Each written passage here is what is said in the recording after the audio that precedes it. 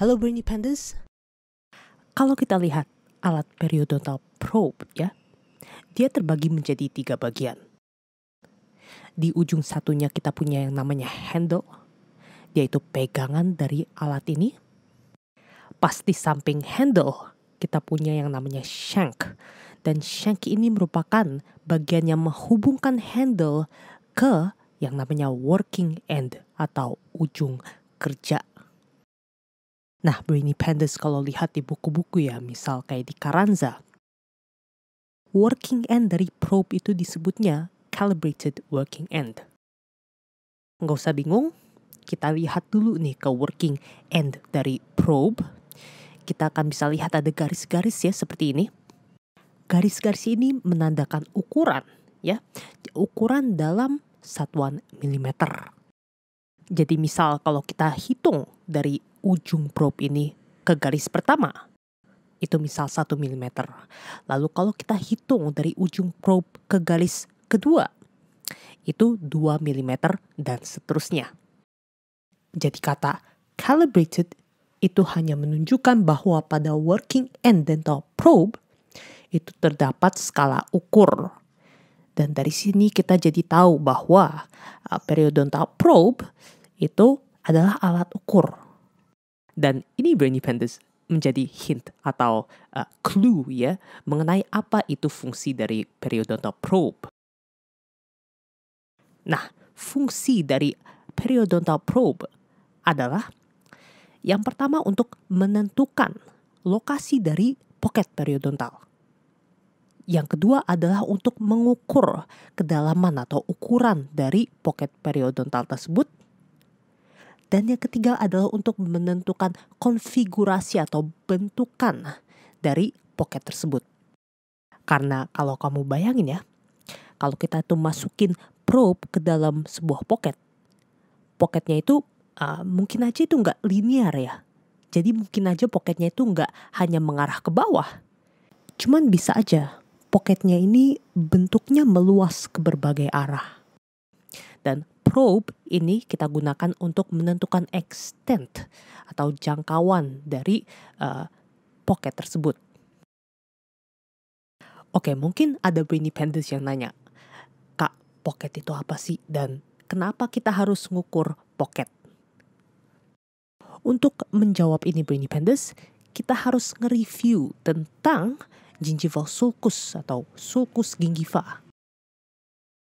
Kalau Brainy Pandas ingat, sulcus gingiva merupakan celah yang berada di antara permukaan gigi kita dan dinding jaringan lunak yang berasal dari marginal gingiva.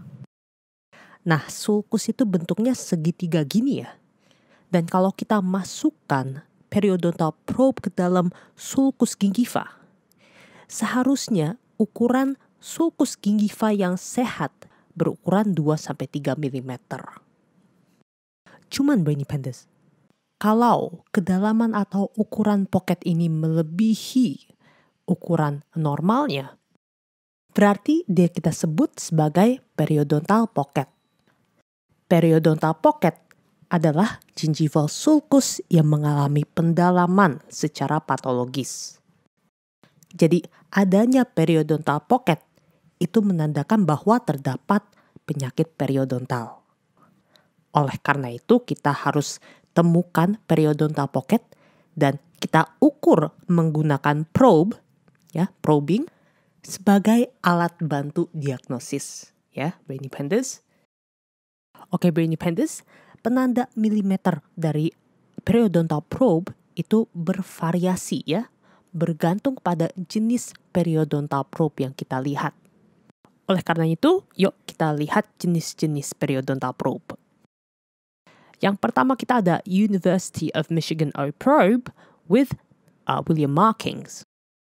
Penanda milimeternya di sini ada di titik 1, 2, 3, 5, 7, 8, 9, dan 10. Jenis berikutnya, namanya juga University of Michigan Eye Probe, tapi markings dia itu di titik 3, 6, dan 8 mm. Jenis ketiga, ini garisnya lebih banyak ya, yaitu North Carolina 15 mm probe. Dan sesuai dengan namanya ya, setiap garis ini itu merepresentasikan tiap milimeter sampai 15 milimeter.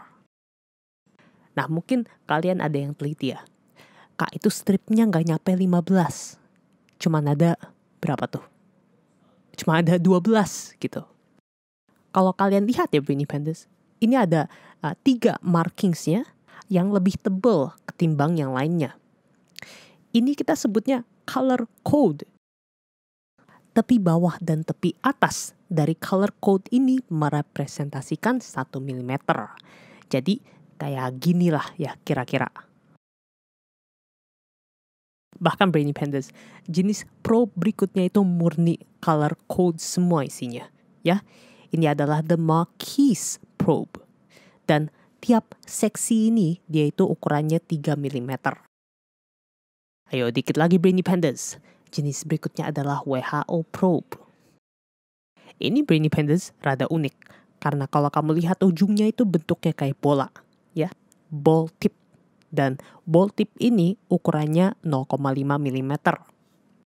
Markingsnya juga unik ya. Dia itu markingsnya di 3,5, 8,5, dan 11,5 mm. Lalu color codednya ini itu dari 3,5 mm sampai 5,5 mm. Tapi WHO probe itu nggak seunik jenis probe terakhir, yaitu Neighbors probe. Kalau kamu lihat bentuknya aja udah beda ya. Dia itu melengkung gitu ya. Dia melengkung karena dia dipakai untuk mengukur pocket pada daerah furkasi Brainy Pandas. Nah Brainy Pandas, ini jarang-jarang ya. Aku punya PR untuk kalian. Aku akan tulis sebuah link YouTube video di comment section dan aku mau kalian nonton. Itu link videonya bukan dari channel Brainy Panda, itu dari channel lain ya. Videonya nanti akan menjelaskan atau memperlihatkan ya bagaimana cara memakai Neighbors probe dan bagaimana cara memakai probe secara umum. Karena aku merasa belum kompeten untuk menjelaskan hal tersebut. Nah Brainy Pandas kalau nanti mau tanya, misal ada yang bingung, Kak dalam bahasa Inggris aku nggak ngerti atau apalah ya, gak apa-apa, kalian bisa nge-DM aku di Instagram @gemaer, apa sih nama IG aku? Ya itulah di bawah itu ya, GMRR, lupa aku.